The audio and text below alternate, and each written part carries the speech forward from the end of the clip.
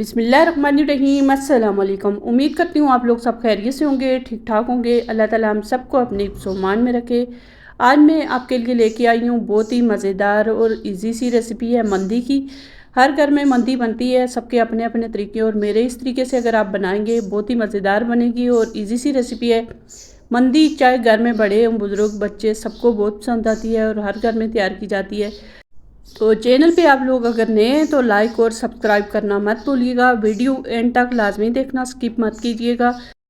तो सबसे पहले मैं यहाँ पे मंदी के लिए मसाला तैयार कर लूँगी, जिसके लिए मैंने 1 टेबलस्पून लिया सौंफ, 1 टेबलस्पून ज़ीरा है और काली मिर्च है टीस्पून। उसके बाद जवायत्री का फूल है, लौंग है 6 से 7, उसके बाद दालचीनी है, सब्ज़ इलायची 4 से 5, बड़ी इलायची है 1, और 1 टुकड़ा मैंने लिया जायफल का, 3 से 4 लाल मिर्चें हैं, तेज़ पत्ता तोड़ लिया है। उसके बाद अदरक पाउडर है, 1 टीस्पून मैंने लहसुन पाउडर लिया था। और उसके बाद यहाँ पे मैंने इसमें साबुत धनिया 1 टेबलस्पून ऐड करके वो भी मैंने साथ ही पीस लिया था। तो पीस के इसको एक बर्तन में ऐड कर लेंगे। उसके बाद इसमें मैं मसाला थोड़ा सा 1.5 टेबलस्पून में अलग कर लूँगी। 1.5 टेबलस्पून मसाला अलग करने के बाद इसमें मैं ऐड कर लूँगी तकरीबन 1 से 1.5 टेबलस्पून में इसमें नमक ऐड कर लूँगी। तो अब हम इसको किसी खुले बर्तन में डाल देंगे। उसके बाद इसमें डालूंगी थोड़ी सी, मैं इसमें ग्रीन चिली का पेस्ट भी ऐड कर लिया। उसके बाद इसमें ऑयल ऐड किया है, सिरका ऐड किया है, अच्छी तरह मिक्स किया। और ये जो बोटियाँ जो मैंने कट करके रखी थी, इसको मैंने सिरका और नमक डाल के अच्छी तरह इसकी धुलाई कर ली। और इसमें एक कट ऐसा होना चाहिए ताकि हड्डी आपकी जो ना अंदर से हड्डी को भी कट लगे, तो इसकी जो यखनी निकलेगी उससे आपकी मंदी बहुत ही मज़ेदार और बेहतरीन बन के तैयार होगी। तो अब ये सारा मसाला अच्छी तरह इस पर अप्लाई कर लेंगे, इसके कट के अंदर अच्छी तरह लगा लेंगे। तकरीबन 2 घंटे के लिए मैं इसको मैरिनेट कर लूँगी।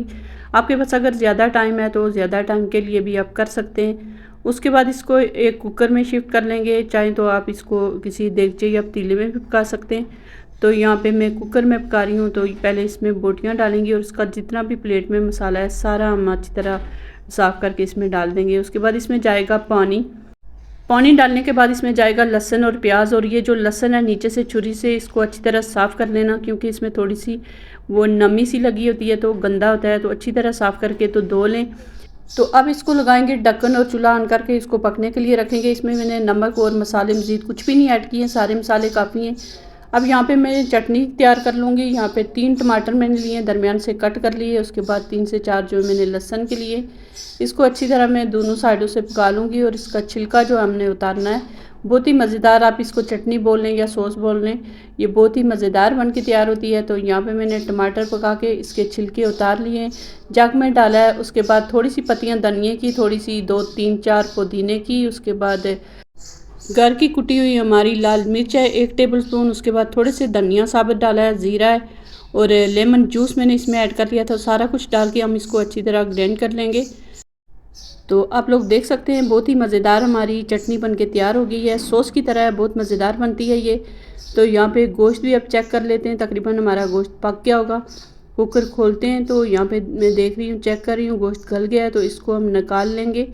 तो एक छन्नी रख लूँगी, इसको मैं छान के तो यखनी अलग कर लूँगी, बोटियाँ अलग कर लूँगी। तो इसमें से थोड़ा सा यहाँ पे जो ऑयली ऊपर से मैं एक बोल में, थोड़े से छोटे बोल में निकाल लूँगी, साइड पे रख लूँगी। इसमें मैंने कलर डालना है और कलर मिक्स करके तो इसको रख लेंगे। एक पतीले में ऑयल ऐड करेंगे। उसके बाद इसमें प्याज जाएगा, 2 मीडियम साइज़ के प्याज कट कर लिए थे वो इसमें ऐड कर लूँगी। उसके बाद 1 टेबलस्पून में इसमें ज़ीरा ऐड कर लूँगी। तो प्याज को हम थोड़ा सा ब्राउन कर लेंगे, ज़्यादा हमने डार्क नहीं करना, बहुत ज़्यादा प्याज को पकाना नहीं है। उसके बाद इसमें जाएगा लहसुन डालने के बाद जो यखनी थी हमने बनाई है तो वो इसमें ऐड कर लेंगे। तो यहाँ पे सारी यखनी मैंने इसमें ऐड कर लिया है। इसके बाद इसमें हम नमक वगैरह मसाले अगर आप डालना चाहते हैं तो डाल सकते हैं, मैंने नहीं डाले। तो चावल मैंने भिगो के रखे थे तकरीबन 2 घंटे, ये बासमती के चावल हैं तो 2 घंटे मैंने इनको भिगोया है। यहाँ पे नमक चख लूँगी, अगर कम होगा तो मैं इसमें ऐड कर लूँगी, मगर बराबर था नमक बिल्कुल। तो कुछ ड्राई फ्रूट यहाँ पे मैं रोस्ट कर लूँगी, देसी घी मैंने डाला है तो इसको मैं ड्राई फ्रूट रोस्ट कर लूँगी। तो चावलों में जो मसाला मैंने रखा हुआ था वो ऐड कर लेंगे और इसको अच्छी तरह मिक्स कर लेंगे और थोड़ी देर के लिए ढक्कन रख के पकने देंगे। यहाँ पे फ्राई पैन पे मैं ऑयल ऐड कर लूँगी और गर्म होने के बाद मैं इसमें जो बोटियाँ हैं वो डाल के मैं इनको रोस्ट कर लूँगी। अच्छा सा इनको दोनों साइड पे कलर दूँगी, जब लाल सा कलर आ जाएगा तो फिर इनको उतार देंगे। तो यहाँ पे आप देख सकते हैं एक साइड पे हमारा जो बोटियाँ हैं तो पक गई हैं, अच्छा सा कलर आ गया है।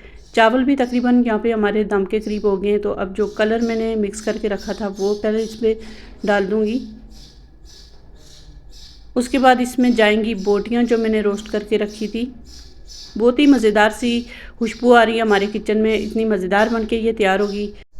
तो जो ड्राई फ्रूट मैंने रोस्ट करके रखा था वो इसमें मैं डाल दूँगी। अब इसको रखेंगे हम ढक्कन और दम लगने देंगे।